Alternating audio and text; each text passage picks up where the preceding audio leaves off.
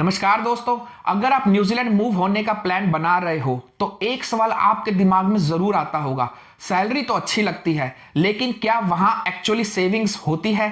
Specially अगर आप nursing, teaching या किसी भी इंडियन बैकग्राउंड से हो तो आज का वीडियो आपके लिए बहुत ही इंपॉर्टेंट है। इस वीडियो में मैं आपको बताऊंगा न्यूजीलैंड सैलरी रियलिटी 2026 में क्या है।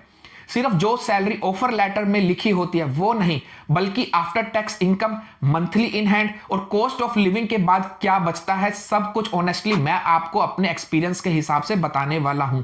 वीडियो को एंड तक देखिए, क्योंकि मैं ये भी बताऊंगा कौन से लोग न्यूजीलैंड में सेव कर पाते हैं और कौन से लोग सिर्फ सर्वाइव करते हैं। तो सबसे पहले आप सैलरी का बेसिक स्ट्रक्चर समझ लीजिए। यहां पर सैलरी या तो आवरली रेट पर मिलती है या एनुअल पैकेज में मिलती है। 2026 की बात करें, अगर हम आज की डेट में देखें जनवरी 2026 में, तो जो मिनिमम वेज है आपका पर आवर $25 के आसपास है। अगर कोई फुल टाइम काम करता है तो उसकी जो एनुअल सैलरी है वो 65,000, 60,000, 70,000 के आसपास होती है, अगर हम मिनिमम वेज के हिसाब से भी कैलकुलेट करते हैं तो। लेकिन यहां एक बहुत इंपॉर्टेंट बात यह है कि जो सैलरी आप सुन रहे हो आपको बहुत ज्यादा लग रही है, वो अमाउंट टैक्स के बाद बहुत कम हो जाता है। मैक्सिमम लोग गलती ये करते हैं कि वो ग्रोस सैलरी देखकर डिसीजन ले लेते हैं, और ये बहुत ही कॉमन मिस्टेक है। और जब वो यहां पर आते हैं वो ये कहते हैं कि इस मिनिमम वेज पर तो सरवाइव करना ही मुश्किल हो रहा है। अगर मैं इस मिनिमम वेज की बात करूं तो आप देख लो ये आंकड़े कि पिछले 5 से 7 साल में मिनिमम वेज $16-17 से लेकर के तकरीबन $24 के आसपास पहुंच चुका है। तो इसका मतलब कहीं ना कहीं लोगों को इस मिनिमम वेज पर सरवाइव करना जो है वो दिक्कत दे रहा था, इसलिए गवर्नमेंट जो है मिनिमम वेज बढ़ाती चली जा रही है। अभी हम जनवरी 2026 में है, अब अगले 1 या 2 महीने में मिनिमम वेज जो है वो फिर से $1-1.5 के आसपास बढ़ने वाला है। अब एक सिंपल एग्जांपल से हम इसको समझते हैं। अगर किसी की सैलरी $60,000 पर ईयर है तो टैक्स कट होने के बाद अप्रोक्सीमेटली $3,800 से $4,000 उस बंदे के हाथ में आएगा। अगर सैलरी $80,000 पर ईयर है तो मंथली इनकम इन हैंड होती है $5,000 से $5300। मैंने अपने पिछले वीडियो में कॉस्ट ऑफ लिविंग का अच्छे से ब्रेकअप आपको समझाया है। आप उस वीडियो को दोबारा देखिए और इस वीडियो के साथ कंपेयर कीजिए, क्या आप अपनी सैलरी में सरवाइव कर पाएंगे या आप अपनी जो है कंफर्टेबल लाइफ को यहां पर जी पाएंगे। तो मैं सबसे पहले यहां पर बात करना चाहूंगा नर्सिंग जॉब्स की, क्योंकि नर्सिंग जॉब न्यूजीलैंड में एक हाई डिमांड प्रोफेशन है। रजिस्टर्ड नर्स की सैलरी 2026 में एवरेज होती है $65,000 से $85,000 पर ईयर। अगर हम एक्सपीरियंस नर्सेस, 5-7 साल के एक्सपीरियंस की नर्सेस की बात करें तो 90,000 या उससे ज्यादा भी वो कमा सकते हैं। लेकिन रियलिटी समझना बहुत जरूरी है। अगर आपकी ग्रोस सैलरी 75,000 या 80,000 है, हम एग्जांपल लेते हैं 75,000 पर ईयर, तो टैक्स के बाद मंथली इन हैंड होती है तकरीबन 4,800 से 5,000। अगर आप ओकलैंड जैसे सिटी में एक शेयर्ड अकोमोडेशन में रहते हो तो सब एक्सपेंसेस के बाद $800 से $1,200 तक की सेविंग पॉसिबल हो सकती है।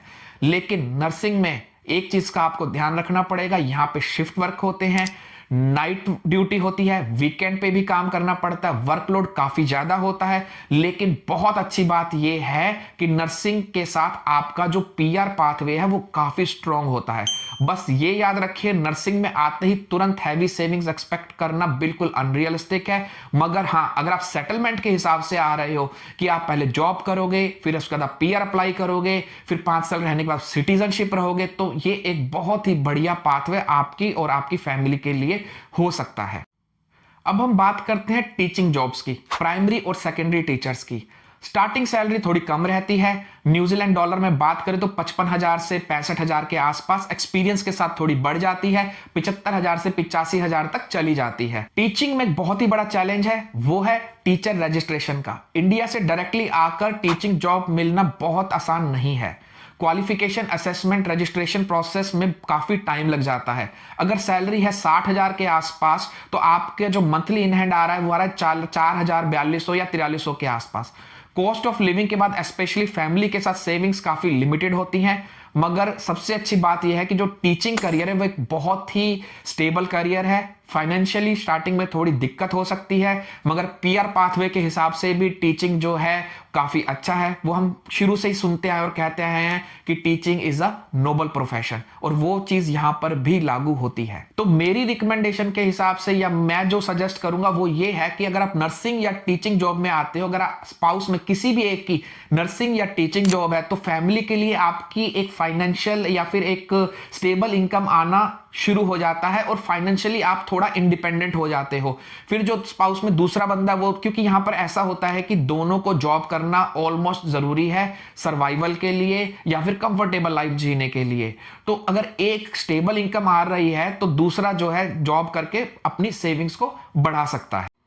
मेरा पिछला वीडियो देखने के बाद काफी लोगों ने मुझे पूछा यहाँ पर नर्सिंग और टीचिंग जॉब्स का जो है करियर कैसा है, तो इसलिए मैंने पहले नर्सिंग और टीचिंग जॉब को इस वीडियो में टच किया और आपको बताया कि कितनी सैलरी मिलती है, लाइफ आपकी कैसी हो सकती है उसमें। तो इस सब के बारे में मैं अब आपको बता चुका हूं। अब मैं आपको आगे बताने वाला हूं ट्रेड जॉब्स के बारे में, जहां पर लोगों के सबसे ज्यादा सवाल और क्वेश्चंस रहते हैं। तो इसमें इस वीडियो में मैं उनकी सैलरी को टच करने वाला हूं कि इनिशियली सैलरी कितनी होती है और फाइनल कितनी होती है। तो डिटेल वीडियो आपका 2 या 3 दिन बाद ट्रेड जॉब्स के ऊपर ही आने वाला है, क्योंकि ये खुद ही एक बहुत बड़ा टॉपिक है। काफी टाइप्स की ट्रेड जॉब्स होती हैं और उसके अंदर काफी अलग अलग सैलरी बैंड्स कह लो या फिर आवरली वेज कह लो, काफी जो है डिफरेंट टाइप्स के होते हैं। तो इस वीडियो के अंदर मैं सिर्फ आपको मिनिमम वेज के बारे में बताने वाला हूं, क्योंकि अगर आप बिगिनर हो तो आप अपनी बहुत ज्यादा सैलरी एक्सपेक्टेशन मत रखना, क्योंकि आपको जो है पहले किसी के साथ काम करना पड़ेगा। तो ट्रेड जॉब में सबसे पहले मैं बात करने वाला हूं किसी मेसन की या फिर ब्रिकलेयर की। तो यहां पर अगर आवरली रेट देखें इन जॉब्स का, तो वो है $38 से $40 पर आवर, क्योंकि फिजिकल वर्क है, काफी डिमांड में रहता है। तो मेसन जॉब के अंदर यहां पर सिर्फ ब्रिकलेयर नहीं है, यहां पर काफी फर्श, टाइल्स और ये सारे काम होते हैं। तो जैसे हमने भी घर पे टाइल लगवाई थी, तो मैंने जो पेमेंट किया था उस टाइल लगवाने के लिए, तो मैंने दिया था $65 पर आवर के हिसाब से। अब हम इसके बाद करते हैं प्लम्बर रेट। प्लम्बर रेट अगर मैं मिनिमम बात करूं तो मेरे ख्याल से सिर्फ $45 से $50 पर आवर तो मिनिमम मिलता ही है। और जो प्लम्बर आकर के हमसे चार्ज करते वो करते हैं $150 से $200, क्योंकि वो किसी कंपनी के साथ आते हैं तो कंपनी के अपने खर्चे भी होते हैं। क्योंकि मैं जो आपको सैलरी बता रहा हूं $45, $50 या $40, वो मिनिमम वेज से ज्यादा है। प्लम्बर्स के केस में भी, मेसन के केस में भी, इलेक्ट्रीशियन के केस में भी, क्योंकि यहां पर फिजिकल वर्क काफी ज्यादा है। अगर हम इलेक्ट्रीशियन की बात करें, अगर मैं आपको इलेक्ट्रीशियन और प्लम्बर का डिफरेंस बताऊं, तो जहां तक मैंने ऑब्जर्व किया तो इलेक्ट्रीशियन की सैलरी प्लम्बर की सैलरी से थोड़ी कम होती है। अगर हम आवरली वेज की भी बात करें, अगर प्लम्बर का आवरली वेज अगर मैं 50 मानता हूं, तो मैं कहूंगा इलेक्ट्रीशियन जो है वो 45 या फिर $42 पर आवर के हिसाब से हमसे चार्ज करता है। मगर हाँ, दोनों ही केसेस में सर्टिफिकेशन रिक्वायर होती है, और जब आप इंडिपेंडेंट काम करना शुरू करते हो तो जो है आपका आवरली वेज काफी ज्यादा यहां पर बढ़ जाता है दोनों ही केसेस के अंदर। फिर प्लम्बर के बाद एक और जो यहाँ पे जॉब है वो है गैस फिटर की, क्योंकि जो भी यहाँ पर गैस फिटर है, यहाँ पे ऐसे नहीं होता कि सिर्फ सिलेंडर आया और गैस लगा दिया, आपने चालू कर दिया बर्नर को। इसके लिए भी प्रॉपर प्रोसीजर होता है, पूरा के पूरा जो भी इंस्टॉलर आता है वो सर्टिफाइड होता है। और यहाँ पर जो है गैस फिटर की $50 पर आवर से भी ज्यादा का चार्ज जा सकता है। तो मैं इसको कहूंगा $55 to $60 minimum per hour gas fitter ले ही जाता है, क्योंकि ये सारे जो ट्रेड्स हैं वो स्पेशलाइज्ड ट्रेड्स हैं, इसके रेट्स भी ज्यादा होते हैं। ट्रेड जॉब्स में इनकम स्टेबल होती है, लेकिन सर्टिफिकेशन और लोकल एक्सपीरियंस बहुत ही इंपॉर्टेंट होता है। आपको लग रहा होगा कि ये जो $40-50 या $60 की बात हो रही है वो काफी कम है अभी फिलहाल के लिए, मगर मैं आपको एज अ बिगिनर बता रहा हूं। और मैं आपको इसलिए ये सब बता रहा हूं कि अगर आपके पास सर्टिफिकेशन भले नहीं भी है, अगर आप किसी भी इस ट्रेड जॉब में काम करना चाहते हो, तो आप थोड़ा बहुत वहां से एक्सपीरियंस लेकर के आओ। फिर इसके बाद मैं बात करता हूं पेंटर की। अगर हम पेंटर की बात करते हैं, वो भी $60 या $70 पर आवर के हिसाब से चार्ज कर जाते हैं। तो मोटा मोटा मैं आपको बता देता हूं, यहाँ पे अगर कोई भी आपको 3 बेडरूम या 4 बेडरूम का हाउस पेंट कराने जाते हो, तो वो मिनिमम $3500 से $4000 जो है लेबर चार्ज कर ही लेते हैं। नेक्स्ट वीडियो में मैं ट्रेड जॉब्स का फुल ब्रेकडाउन करूंगा, सैलरी, सर्टिफिकेशन, पीआर चांसेस और कौन सा ट्रेड बेस्ट है।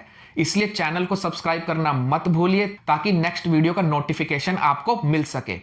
अब हम चलते हैं सबसे ऑनेस्ट सवाल की तरफ, क्या न्यूजीलैंड में एक्चुअली सेविंग्स होती हैं? तो इस सब का आंसर है इट डिपेंड्स। अगर आप सिंगल हो, शेयर्ड एकोमोडेशन में हो और डिसेंट इनकम है, तो सेविंग्स पॉसिबल है। फैमिली के साथ हो, सिंगल इनकम हो, तो स्टार्टिंग में आपको काफी दिक्कत हो सकती है, ऑलमोस्ट जीरो सेविंग हो सकती है। न्यूजीलैंड में क्वालिटी ऑफ लाइफ काफी हाई है, लेकिन इंडिया जैसा लाइफस्टाइल एक्सपेक्ट करना एक गलत बात है। तो अगर आप यहां पर डबल अर्निंग हो तो आपकी सेविंग जो है एवरेज से काफी ज्यादा हो जाती हैं। तो मैं सीधा कहूंगा कि अगर आप डबल अर्निंग हो तो आपकी जो एक अर्निंग है वो सारी घर खर्च में चली जाती है, और एक अर्निंग आपके क्वालिटी ऑफ लाइफ को इंप्रूव करने में, सेविंग्स में, इंडिया का ट्रिप करने में, तो उसमें चली जाती है और सेविंग्स काफी ज्यादा हो जाती हैं। अगर आप न्यूजीलैंड में सिर्फ पैसों के लिए आ रहे हो तो अपनी एक्सपेक्टेशन को रियलिस्टिक ही रखिए। अगर आप career growth, work life balance और लॉन्ग टर्म स्टेबिलिटी के लिए आना चाहते हो तो मेरे ख्याल से न्यूजीलैंड से बेटर कोई ऑप्शन इस वर्ल्ड में है ही नहीं। कमेंट में लिखिए आपका प्रोफेशन क्या है, नर्सिंग, टीचिंग या ट्रेड जॉब, सिंगल हो या फैमिली के साथ। Next video trade jobs in New Zealand, full salary reality. Subscribe कीजिए इस चैनल को ताकि आपको नोटिफिकेशन मिस ना हो। धन्यवाद, मिलते हैं नेक्स्ट वीडियो में।